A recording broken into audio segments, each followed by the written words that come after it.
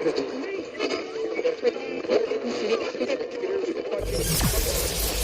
ready for unique, rare, and little-known treasures from the golden age of radio. You're listening to The Amazing World of Radio with Adam Graham.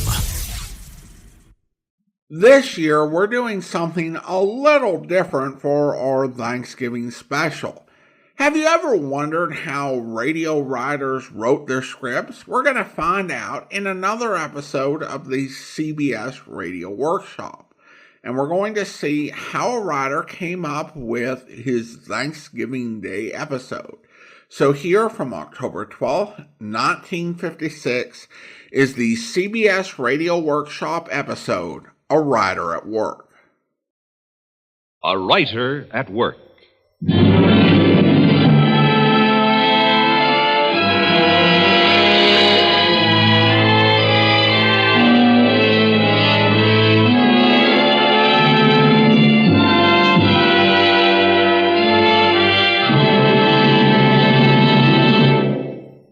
The CBS Radio Workshop, dedicated to man's imagination, the theater of the mind. Tonight, an inquiry into the way a writer works.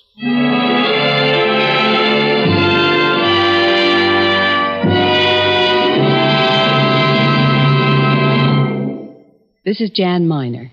I'm an actress. My work is to speak the lines written by writers, to give expression to their thoughts, to live for the moment the parts they create.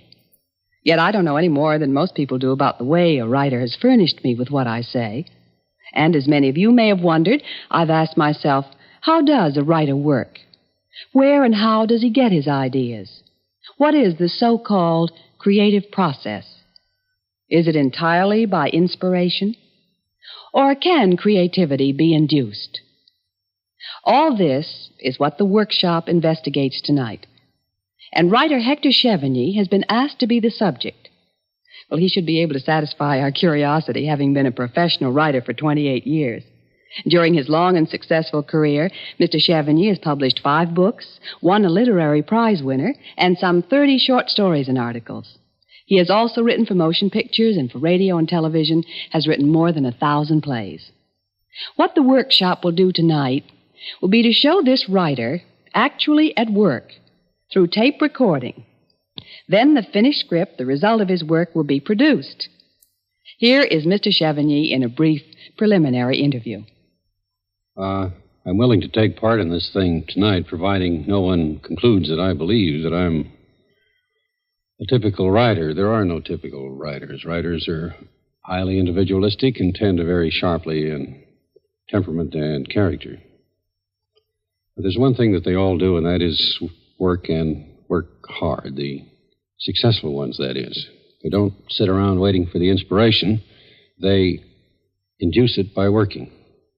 Oh, their methods of working vary. Some prefer a typewriter. Some prefer a pencil. Some dictate. Some can't stand to have anyone around them. I know one man who thinks he can write well only on blue paper. But all the writers that I know follow the maxim of the late, great Heywood Broun. As Mr. Broun said, success in writing is achieved by the application of the seat of the pants to the seat of the chair. Mr. Chevigny does appear to follow the Heywood Broun maxim. He works 7 days a week, month in and out. His weekday work schedule calls for 7 hours a day. And on Saturdays, Sundays, and holidays, he puts in 3 to 4 hours. And this is at his desk in his workroom. Now, perhaps this tough grind is for the reason that Mr. Chevigny's assignment these 4 years has been the CBS daytime serial, The Second Mrs. Burton. It calls for 5 scripts a week. Now, is it because of the Burton show that you, Hector, work this way? Not entirely. I've been following that work schedule for the last 17 years, or since I became a self-employed writer. Mm-hmm. Why, Hector? You see, there's such a fixed notion in people's minds that a writer's work has to be spasmodic, that he has to wait for the inspiration. And it comes as sort of a shock to hear that a writer's a drudge. Well, Jan, a famous woman novelist that I used to know quite well once said to me, I have to put in a certain number of hours every day without fail. It has often struck me that my mind is a little like the muscles of a pianist, who, if he stays away from his keyboard even for one day, finds it doubly difficult to return to it. Other writers have told me the same thing. Regularity is the essential. Mm-hmm. Otherwise, the so-called creative process seems to leave you. That's right. It seems to quit on you. Hence the need for the long daily application. That's right. Well, I'll be fascinated on hearing the recording made of you working, Hector. And the script on which Mr. Chevigny worked as he was recorded was for the second Mrs. Burton. Now, that is a story about a family, the Burton family. And they're supposed to live in a town up the Hudson Valley. And the dominant figure is wealthy Mother Burton, who insists on running the lives of her son and daughter and everyone else around her. Her daughter is Marcia, who's married to Lou Archer, and her son is Stan, who's married to Terry, which part I have the daily satisfaction of playing. So that everyone will have an impression of the characters, here's a brief scene from Burton life, as it might be if the family were having after-dinner coffee at, say, Mother's house.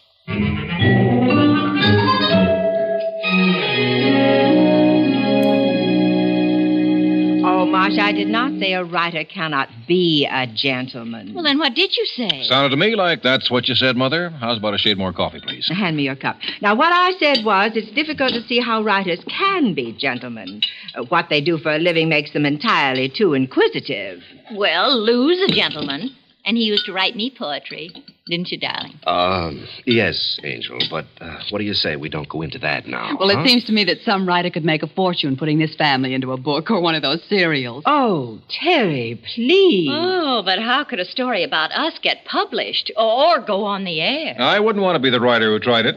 After a while, he'd have to have shock treatments. And would anybody believe it? Oh, really, Terry? At times your remarks are so unsettling. Put us into a book or a serial, indeed. No matter what writer tried it, I assure you that he would be no gentleman.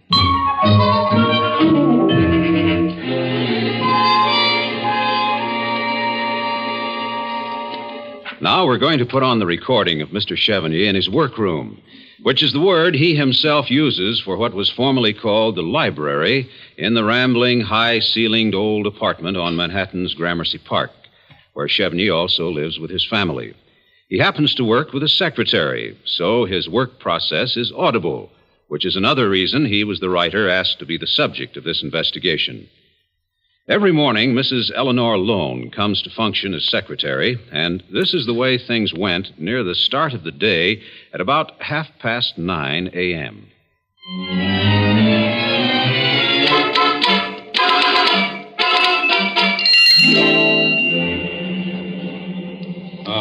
Music, Burton theme down 4. Announcer. In Dixon, New York, today is Thanksgiving Day, period. As usual, Mother insisted the family dine with her, period. Mm-hmm. So they came, Marcia and her family, Stan and his, and here they are, around the great oak table, under the Victorian chandelier in the dining hall at Burton Towers. Sound effects, tableware as wanted. Mother says, and are you ready for more turkey, Terry dear? Terry. Not quite yet, Mother, but well, see what it is. Mr. Chevigny's office. I'm fine, thank you, Mr. Davis. And you? Our dear director, huh? Good. Yes, he is here. Hold on, please. Stan Davis for you. Well, don't be so cheery with him. He's only the director. Hi, Stan. Yep. I wrote her in that day, and I wrote her in the following day. Yep, I looked it up, yeah. Yep. What, she got, a television show? We interfered with the rehearsal.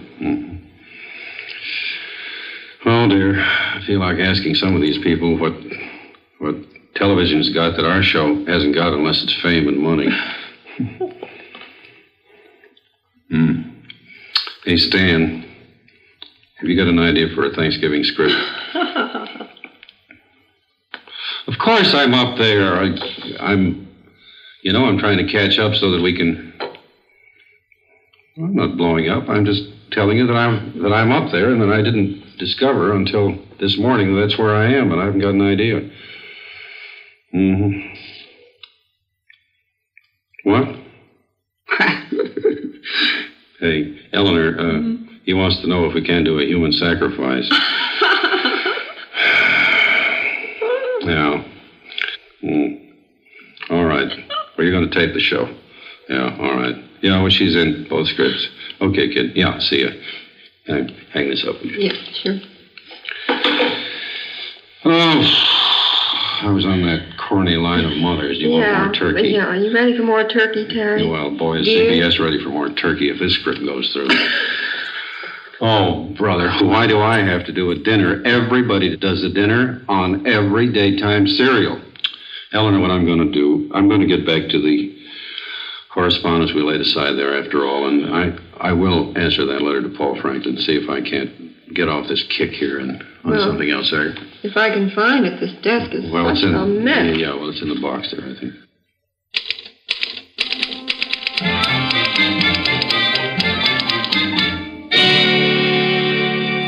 Now it's about 2 hours later in Chevigny's workroom, about 11:30.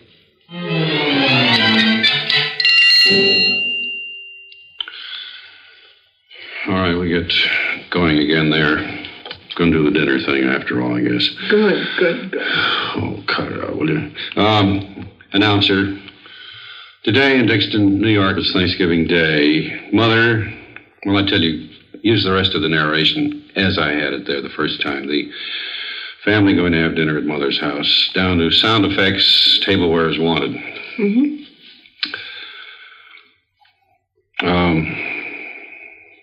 Mother, aren't you ready for more of the turkey, Terry, dear? Terry. Not quite yet, no, Mother. Mother. And you, Stan, aren't you ready? Oh, darn these holiday scripts. They always interrupt the plot, and they have to do something special. You didn't do anything special for July 4th. Like fun we didn't. We worked until 9 o'clock the night we wrote that script. Oh, that's right.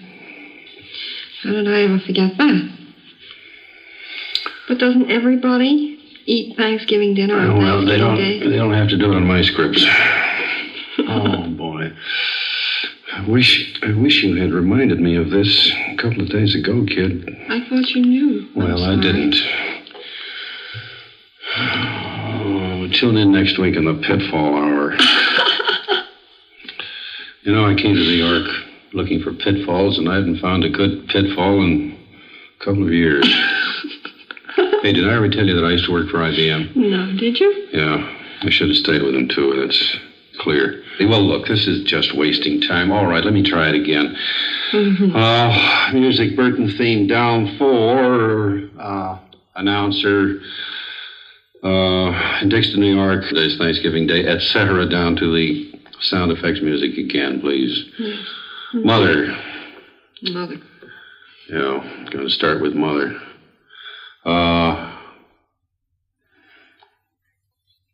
Yes, Marcia, in my opinion, you did speak of Thanksgiving Day flippantly. Marcia, flippantly! Exclamation point.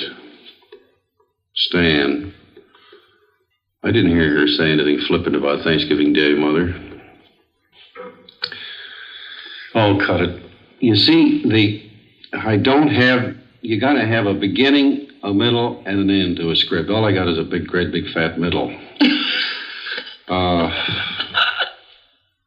Well, look, it isn't funny.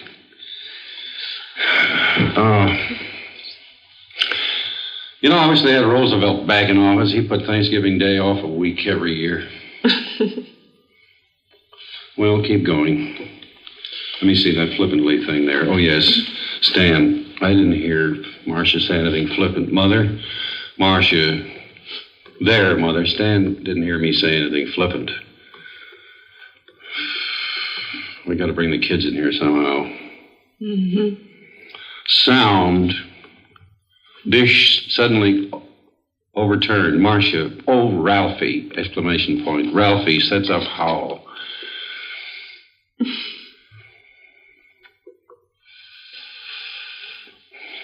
Hey, do I have a lunch date with somebody? No. Music, Burton theme down 4. In Dixon, New York. Today is Thanksgiving Day. We had that, didn't we?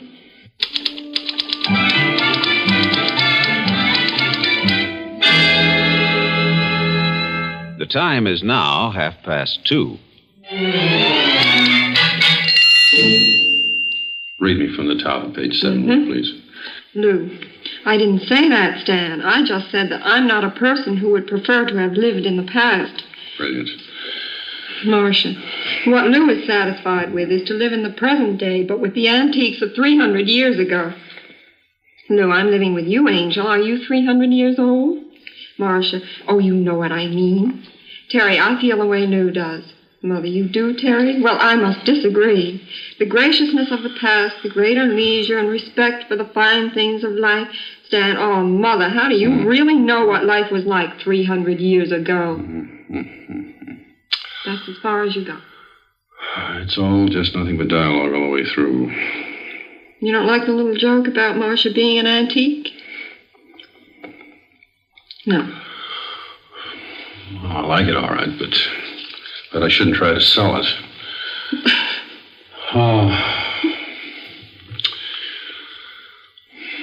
Maybe I take these things too hard. But I like to have some kind of an idea, and I like to have it a little bright and cute. That's all. That's all I ask. It's just to be bright and cute.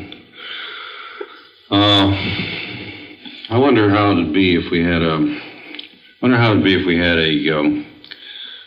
a dream sequence. I know it's done pretty often, but Stan or Terry had to have a dream about 300 years ago, Thanksgiving Pilgrim days, with a kind of a gag about, the thee and thou language.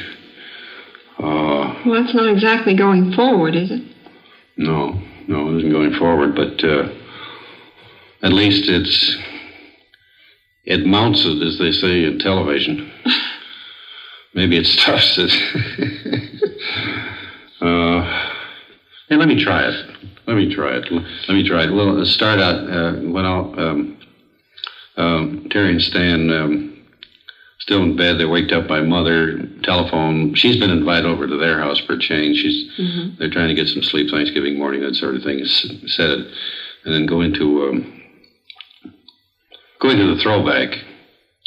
Well, let me try it. You got it? No, wait a minute. No, I'm not going to do this. Mother calling up. Hey, you ready? Burton theme down 4. Aren't you ready? Well, just about. Now I am. All right. The Burton theme down 4. Sound. Alarm clock suddenly goes off.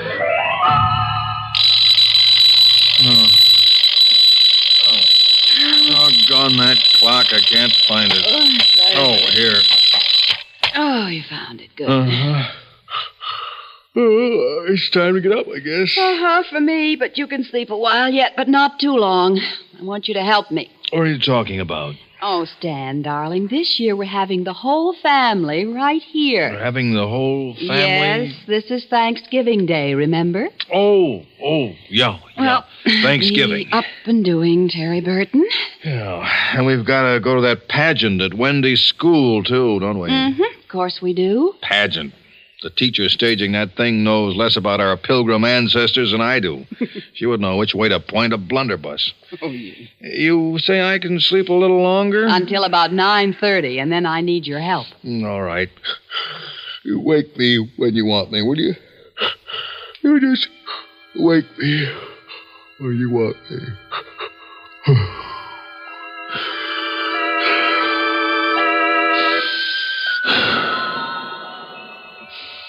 Wake thee, Lord and Master. Wake. What? Oh, Terry. Oh, time to get up, is it? Aye, that it is. Arise. Okay. No sooner said than done. Wait a minute. I am all dressed. And what kind of a get-up is this, anyway? And you, where'd you get the funny clothes? Why, I do not comprehend thee, Lord and Master. Lord and Master, hey, cut it out, will you? What's this, a gag? And look, what are all those old blunderbusses doing hanging on the walls? Where am I, anyway? Why, thou art in the loft of thine own dwelling. In the loft of mine own dwelling? What ails thee? I don't know, I feel fine. Oh, stop jesting with me. I have much too much to do. For today thy dear mother cometh to dinner, and thy sister Marcia and her family, and of course thy son Brad is already here. Well, how come Brad's home? Then why should Mother and everybody be here for dinner? Oh, my husband, hast thou forgotten what day it is? Why, this is... Oh, Brad. My dear stepmother, Why, Grandmother yes, Burton Brad. has arrived. Oh, thy grandmother? Oh, I must go below. I was not there to greet her. Hurry thee, Stan. Hurry thee. Yes, all right, Terry. Holy cow. What is it, Father? You're dressed the same way I am. Art thou surprised? You talk that way, too, huh? I do not comprehend thee, Father. I don't dig thee either, I'll tell you that. Wait a minute, what year is this? The year? Why, it is the year 1656. 1656? A.D.? Oh, A.D. Well, look, how come you're home from college? You do go to college, don't you? I mean, you will. That is, you're supposed to. I attend Yale College, yes, indeed. And I'm home because this is Thanksgiving Day. Thanksgiving?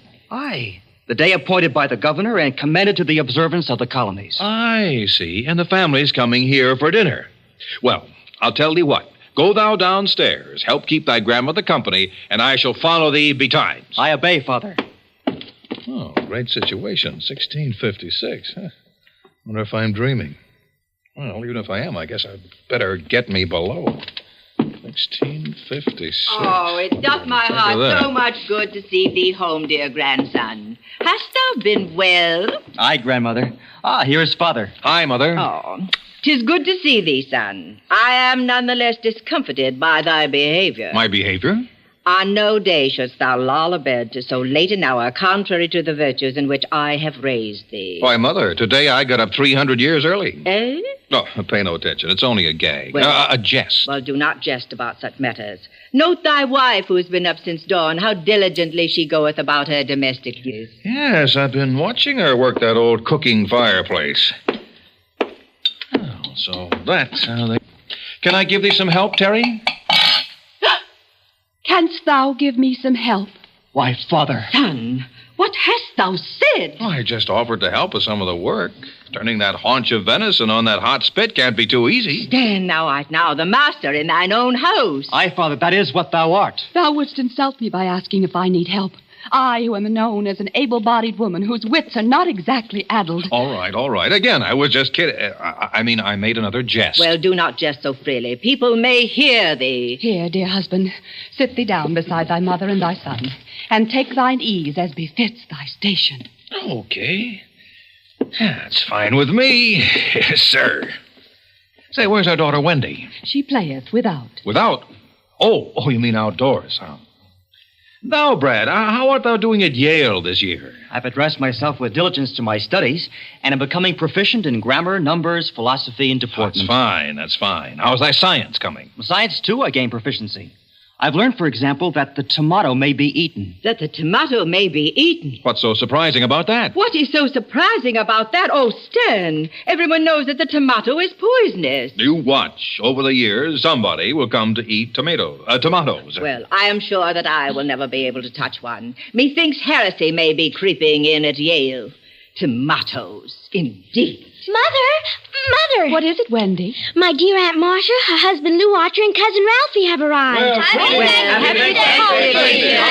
I bring thee a present, brother-in-law. Well, what dost thou know? A goose. As we came hither on the trail, Lou downed the bird with one shot from his trusty blunderbuss. Thank thee, Lou. Want to take charge of this bird, Terry? Oh, just what thou needst today, a goose. I shall hang him with the other game. May I take Cousin Ralphie out to play? Aye, may Wendy and I go out to play until dinner? And what must ye remember as you play, children? We must remember to conduct ourselves with proper sobriety, courtesy, gravity, forbearance, and trust. Also, thou must not throw any rocks, Ralphie. I never throw any rocks. It's thou who throwest rocks. I do not throw Now, rocks. children. Guard thy speech against pugnacity, hostility, and contumely. And no rocks. Come, Wendy. Aye, let us go now. Ah, me. Childhood is such a sweet, innocent, carefree time. Much to be remembered. The odors from that cooking. They're appetizing. Already I'm very hungry. Ask Lou about the tomato, Stan. The tomato? Oh, Lou, at Yale, Brad learned that tomatoes are really good to eat. If thou really wantest to know what is being taught at Yale, dear grandmother, they now say there are no witches. No witches? Brad, thou art not serious. I speak with the utmost seriousness. This is the teaching at Yale. And from no other than the Reverend Mr. Tuttle himself. Oh, this settles it, Stan. Thou must remove this boy from such influences. Oh, calm thyself, Mother. Oh, calm myself. Mother, what is causing so much excitement? Oh, Brad has now upset Mother thoroughly by telling her that, of course, there are no witches, Mother. Guard thy tongue. All we need is for this to be heard, Stan. Forgive my speaking thus, Mother, but I agree with Stan. Thou agreest? Terry, have a care. Look, Mother, Brad told you that this Reverend Mr. Tuttle teaches this. Now, if this is taught at Yale... Mr. Tuttle is himself bewitched. I know there are witches. Thou knowest? How dost thou know, Mother? Do not be too curious as to how I know, but I know. Prove it. Oh, Stan, now please. Thou makest a statement? Prove it. Very well. Stand away from yon door. Holy cow. Mother flew out the door. Look, she took the broom. The broom? Mommy! What is it, Ralphie? Wendy and I were playing without, and Grandmother went over our heads flying on a broom. Really, Stan? Thou shouldst have thy head examined, brother-in-law. Why jump on me? I wasn't the one who first said there are no witches. But didst thou have to make Mother prove there are? Well, now at last we know all about Mother, don't we? Aye. And this had best be kept a secret from the colony. She's coming back. Yes, so she is. Clear the runway. Let's hope she doesn't make a crash landing.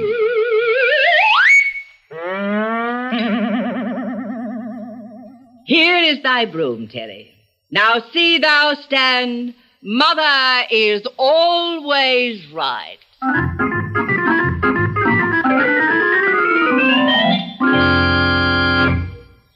That was the dress rehearsal of an episode of the daytime serial called The Second Mrs. Burton, which you heard being composed by the author Hector Chevigny earlier in his home at 34 Gramercy Park.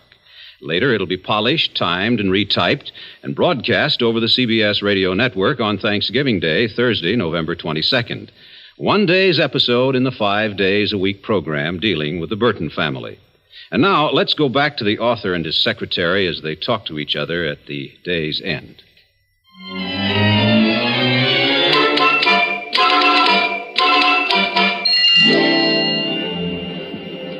Yes, I think it was a good day, too, Hector. Yeah. I think it was a very good day. Well, okay, kid, I'm sorry I kept you a little late tonight. I'll see you tomorrow morning. Oh, that's all right, Hector. What are you going to do for tomorrow? What am I going to do for tomorrow? Tomorrow's scripts. Any ideas? My dear Mrs. Long, sufficient unto the day is the evil thereof. I shall see thee tomorrow morning.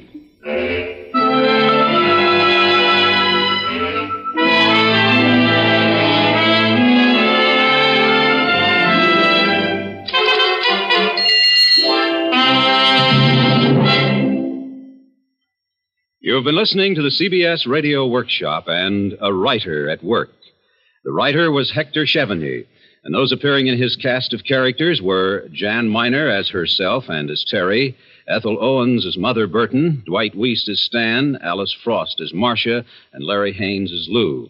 Others included Larry Robinson, Lynn Loring, Sarah Fussell, and Mr. Chevigny's secretary, Eleanor Lone.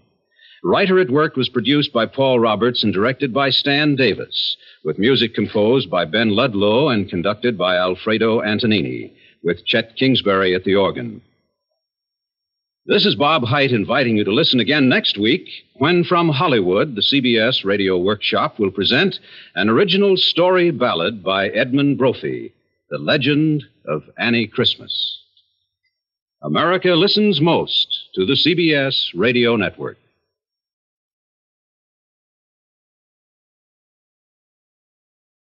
Welcome back. You know, based on the dream, we haven't heard anything else from the series, but I think Stan may have some issues with his mother.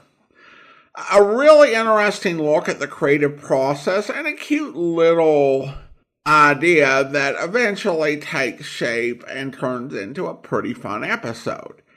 It's worth noting that the second Mrs. Burton was actually on the air for nearly 15 years, with many changes in writers and actors. This is the only sort of audio snippet of that series in circulation. Hector Chevigny was a very good choice for this episode because he just seems really naturally funny, with some great self-deprecating moments that he comes up with on the spot. So again, very fun to listen to. Well, now we turn to listener comments and feedback, and we have some comments regarding the War of the Worlds episode we played. Over on Instagram, Brains Benton writes, I enjoyed this. Thanks for finding and sharing this lesser-known version. So glad to. And on YouTube, KS Corp 5176 writes, I've never heard this before. Thank you for sharing it. And then have one from More to Know Show. I knew that Clayton Forrester has been causing problems for way too long. And of course, as I referenced, Clayton Forrester, also the name of the villain for the first couple seasons of Mystery Science Theater 3000. Also the name of the protagonist of War of the Worlds, at least the movie and the radio version based thereon. Thanks so much. Appreciate your comments. Now it is time to thank our Patreon supporter of the day, and I want to thank Artemio, Patreon supporter since October 2021, currently supporting the podcast at the Detective Sergeant level of $7.14 or more per month. Thank you so much for your support, Artemio. And that will actually do it for today. If you're enjoying the podcast, please follow us using your favorite podcast software. And we'll be back next time for the first of our Christmas specials. In the meantime, do send your comments to box13@greatdetectives.net. From Boise, Idaho, this is your host, Adam Graham, signing off.